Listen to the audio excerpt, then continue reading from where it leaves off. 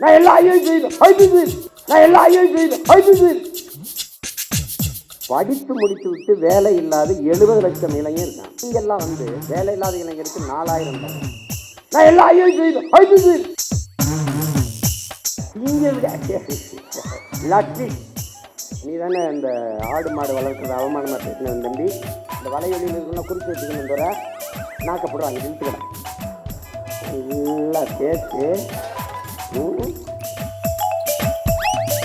வருது ஆடு மாடு போய் சொல்லுவோம்.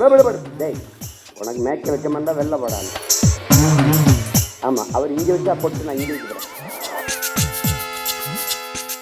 படித்து முடித்து விட்டு வேலை இல்லாத 70 லட்சம் இளைஞர் இருக்கான், கிட்டத்தட்ட 1 கோடி. இப்ப நான் என்ன செய்வேன், பிரபாகரன் மகன் என்ன சொல்லுவேன், காமராஜரனுடைய பெருந்தலைவனின் பேரை, வஉசியின் வாரிசு, தெய்வ திருமகன் முத்துராமலிங்க தேவரின் பேரன், தீரன் சின்னமலையின் வாரிசு, அயோத்தியாசர் ரெட்டமலை சீனிவாசனுடைய பேரன், நான் என்ன சொல்லுவேன்னு கேளு. சிங்காரவேலர் ஜீவானந்தத்தின் பேரன் என்ன சொல்லுவேன்னா, படித்து முடித்து விட்டு வேலை இல்லாத பட்டதாரிகளுக்கு இளைஞர்களுக்கு வேலை தாரை, அரசு வேலை தாரை. அது எந்த வேலைன்னு கேட்காத, வேலை தர்றேன் உனக்கு, வேலை தர்றேன். இது நான். நீங்கெல்லாம் வந்து வேலை இல்லாத இளைஞருக்கு 4000 தர்றேன். ஒரு தலைவன் என்பவன் நிலையான தீர்வை நோக்கி நகர்த்தணும்டா. அதான்டா கனவு, அதான் விஷன், அதான் ட்ரீம். ஒரு தொலைநோக்கு இருக்கணும். நான் வேலை தர்றேன். எப்படி தெரியுது டாக்டர் இவ்வளவுதான்டா இருக்கு. அடே ஐஏஎஸ் மொத்தம் 7500 இந்தியா முழுமைக்கு எவ்வளவு, 5800 300 இவ்வளவுதான்டா ஐஏஎஸ். ஐபிஎஸ் எவ்வளோடா, 7000 எவ்வளோடா, முதல்ல எவ்வளோடா, ஒரு 7500 7800 8000 இருக்கும். இவ்வளவுதான். நான் எல்லா ஐஏஎஸ் சோறு அது எங்க ஆத்தா அப்பதான் ஊத்தணும். இப்ப நான் என்ன சொல்றேன், இந்த பணிகள் அப்படியே இருக்கட்டும். இதோடு ஆடு மாடு வளர்த்தல், நாட்டுக்கோழி வளர்த்தல், பட்டுப்பூச்சி வளர்த்தல், வேளாண்மை செய்தல், இதையெல்லாம் அரசு பணியாக மாற்றிவிட்டால் கூடுதலாக வேலை வாய்ப்பு வாழ்விடத்திலே கிடைக்கும். இப்ப உதாரணமா ஒரு சிக்கல் பாரு, இந்த கறிக்கோழிக்காரன் போராட்டம் நடத்துறதுக்கு தயாரா இருந்தான். ஏன்னா வெளியிலிருந்து வர்றவன் கூடுதலா இறைய கொடுத்து எடையை கூட்டி தள்ளிடுறான். இங்க அது வரும்போதே எல்லாம் போய் இங்க நிற்கும் போது அங்க ஏத்துறதுல இருக்க இடம் இங்க இறக்கும் போது இருக்கல. நான் போராட்டம், நான் என்ன கேட்கிறேன், நீ என்ன மயத்துக்கு அங்க இருந்து ஏத்துற, நீ இங்க வளர்க்க வேண்டியதானே. அப்ப இங்க விட அப்ப என்ன சொல்லணும்னா, இந்த பலகையை தேய்க்கிறதுக்கு எங்க ஒரு உப்பு காயில் வச்சிருப்பான். நீ தானே இந்த ஆடு மாடு வளர்க்கறது அவமானமா பேசினவன் தம்பி. இந்த வலையொலியில் இருக்கணும் குறிச்சு வச்சுக்கணும் தோற மகளே, குறிச்சு வச்சுக்கணுமா. டே அவனை இவன்தாப்பா கொண்டாப்பா நாக்கப்படுவாங்க இழுத்துக்கடா நல்லா பேச்சு. இருட்டு ரூமுக்குள்ள போட்டு 1 வாரம் அண்ணன் தன் சோறு இல்லாம போட்டு உன்னை கொள்ளல பார்த்து நீ வருது ஆடு மாடு போய் சொல்லுவான். டேய் உனக்கு மேய்க்க வைக்க மாட்டா வெளில போடா நாய். சீனக்காரன் 1 லட்ச ரூபாய் மாதம் சம்பளம், ஆடு மேய்க்க எனக்கு ஆட்கள் தேவைன்னா பல ஆயிரக்கணக்கில் விண்ணப்பிச்சுட்டான். நான் கேட்டேன், சீனாக்காரன் சொன்னா ரசிக்கிற, சீமான் சொன்னா சிரிக்கிறீங்க, ஏண்டா உனக்கு என்னடா பிரச்சனை, ஆள் தான் பிரச்சனை. என் தம்பி துறை சொல்றான்ல, நானே யுவான் ஸ்வாங் மாதிரி கபான் சிங் ஒரு பேரை வச்சுக்கிட்டு ஏதோ பேசியிருந்தேன்னு வச்சுக்கோங்க, என்னம்மா பேசுறான் யாவன். ஒரு கோட் போட்டுக்கணும் இல்லை வம்படியா நான் நீ, ஏன்னா அவர் கலட்டிட்டாரு, இப்போ நான் போடணும்னு. ஏன் நீங்க தான் போடுவீங்களா, நாங்கள் போட மாட்டோமா நம்ம என்ன அப்படி போட்டுருவோம். இது ஒரு டை ஒன்று கட்டிட்டு ஆமா அவர் இங்க வச்சா போட்டு நான் இங்க வைக்க போறேன்.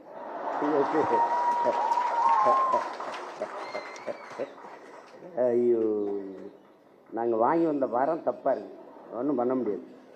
அதான் அப்படி. இப்ப தொலைநோக்குங்கிறது என்னன்னு இருக்குல்ல, எப்படி 6 சிலிண்டர் அன்னபூர்ணி சூப்பர் 6 எப்போ வரும், 200 யூனிட் மின்சாரம் மாண்புமிகு முதல்வர் அவர்களே உங்ககிட்ட கேட்டது, இலவச மின்சாரம் என்று 200 அலகு மின்சாரத்தை கேட்டது யாருன்னு சொல்லு. கேட்டது யார்?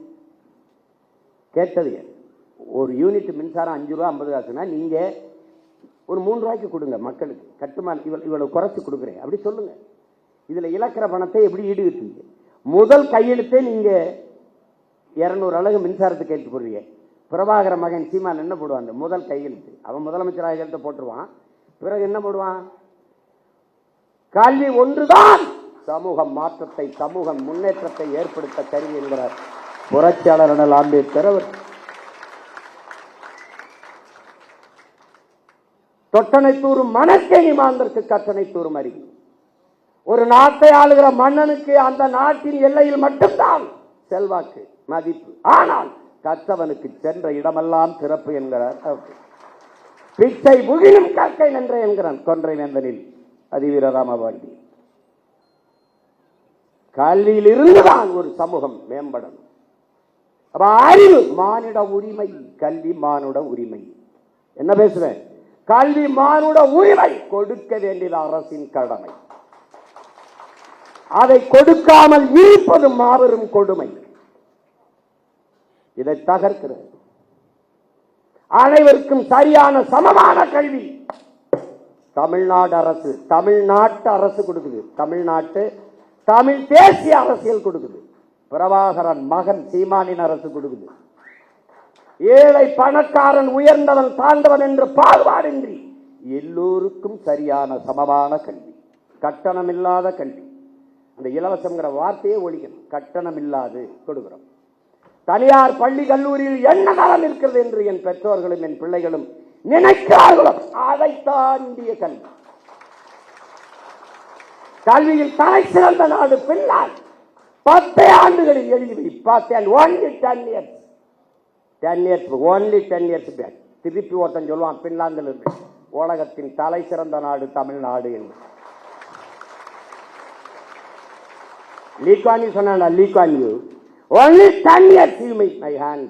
சிங்கப்பூர் என் கைகளில் கொடு. உலகம் 1000 ஆண்டுகள் கழிச்சு சிங்கப்பூரை புகழ்கிற உயரத்தில் நிறுத்துறேன். நிறுத்திட்டான். லீக்வான் யூ சிங்கப்பூரில் முடிகிறது. பிரபாகரன் மகன் சீமானால் தமிழ்நாட்டில் முடியாதா? ஒரு இத்திரியின் நாடா, இத்திரியின் நாடு. இவ்வளவுதான் மக்கள் தொகை. ஒரு வளமும் இல்லை கடலை தவிர. எந்த வளம் இல்லை என் நிலத்துல. என்ன இல்ல? அறிவு வளமா, உடல் வளமா, இல்ல நில வளமா, மலை என்ன இல்ல? கொடுமடா. தஞ்சாவூர்ல இருந்து அரபு நாட்டுல ஒட்டகம் மேய்க்க போறானடா. கேவலம் உண்டாடா. தஞ்சாவூர்ல இருந்து பிற நாட்டுக்கு வேலைக்கு, சிங்கப்பூருக்கு வேலைக்கு ஏண்டா போன? என் நாடு சொர்க்கம்டா. இவ்வளவு வளத்தை வச்சுக்கிட்டு போய் அரபு நாட்டில் பாலைவனத்தில் போய் ஒட்டகம் வச்சுட்டு என் பிள்ளை நிற்கிறான்டா. இது மாதிரி ஒரு கொடுமை. அரபு நாட்டில் ஒட்டகம் மேய்க்கலாம், அன்னை நிலத்தில் ஆடு மாடு மேய்க்க கூடாதாடா? என்னடா கொடுமை இது? எங்களை ஆடு மாடு மேய்க்க சொல்ல, ஒன்னே மேய்க்க சொல்ல பரதேசி இக்காலி பல ஒன்னே நான் மேய்க்க சொல்லடா. போடா, எழுதி வச்சுக்கடா. ஒரு நாள் அவசர கூட்டம் எங்கே நடக்குதுங்க? இந்த கூட்டு பண்ணையில் நடந்துகிட்டு இருக்குங்க. அங்கே உட்காந்துருக்காரு முதலமைச்சர், எல்லா அமைச்சரும் உட்காந்து போயிட்டு இருக்காங்கன்னு. நீ அங்கே வருவ? 2000 ஏக்கரில் பண்ணை இருக்கும், அங்கே கூடாரம் இருக்கும். உட்காந்துக்கிட்டு அங்கே நாங்கள் வளர்த்த நாட்டுக்கோழி வந்துக்கிட்டு இருக்கோம். அங்கே ஆட்டுக்கறி பிரியாணி போயிட்டு இருக்கோம். அதை சாப்பிட்டுருப்பான். டேய், இதெல்லாம் நான் சாதிச்சு காட்டிட்டு சாகலைன்னா நான் பிரபாகரன் மகன்லடா.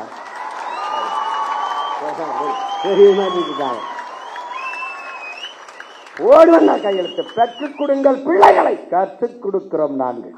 பிள்ளைகள் உங்கள் வீட்டின் செல்வங்கள் அல்ல, தமிழ் தேசிய நாட்டின் செல்வங்கள்.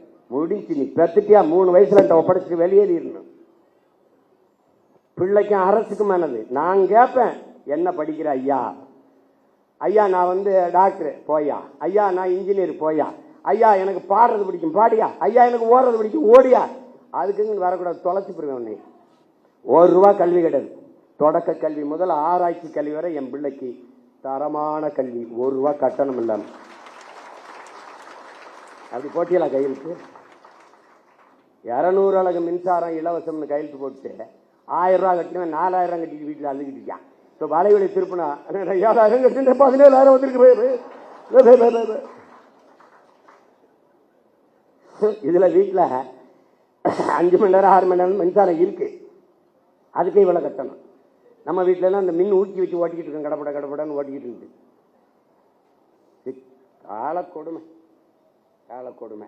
ஏதோ நடந்து வச்சு எங்க ஊர்ல சொல்லுவான், பிச்சை எடுக்கிற மாதிரி கனவு கண்டா பெருமையா ஒருத்தட்டையும் சொல்ல முடியாது லட்சியமா அப்படின்னு. இவங்க போட்டாங்க. இப்போ இன்னும் கொஞ்ச நாள் கழிச்சு நாங்கள்லாம் டிவி கைக்கு போட்டோம், விசிலுக்கு போட்டோம்னு எவனும் சொல்ல மாட்டான். விசில முழுங்குனவன் எப்படி இருப்பான்? முழுங்கி இப்போ நம்ம வயலுங்க ஐயோ இந்த வீடு அடிக்கிறான் அப்படிலாம் அல்லாதீங்க, விசில் அடிக்க சரியாயிரும். அப்போ இது கரூர்ல உங்களுக்கு மனிதாபிமானம் இருக்கா? நீங்க இருக்கும். டேய், மனிதாபிமானத்தின் மொத்த உருவம்டா நாங்க. எங்களை பார்த்து பேசாதரா. கேட்கிற கேள்விக்கு பதில் சொல்லு. வேற்று நாட்டு ராணுவம், இன்னொரு நாட்டு ராணுவம், என் இனத்தின் பகை நாட்டின் ராணுவம் இலங்கை. அந்த ராணுவத்தால் 850 பேர் இந்த நாட்டின் குடிமகன், இந்திய நாட்டின் குடிமகன், சிட்டிசன் ஆஃப் இந்தியா, தமிழ் தேசியனத்தின் மகன் மகள்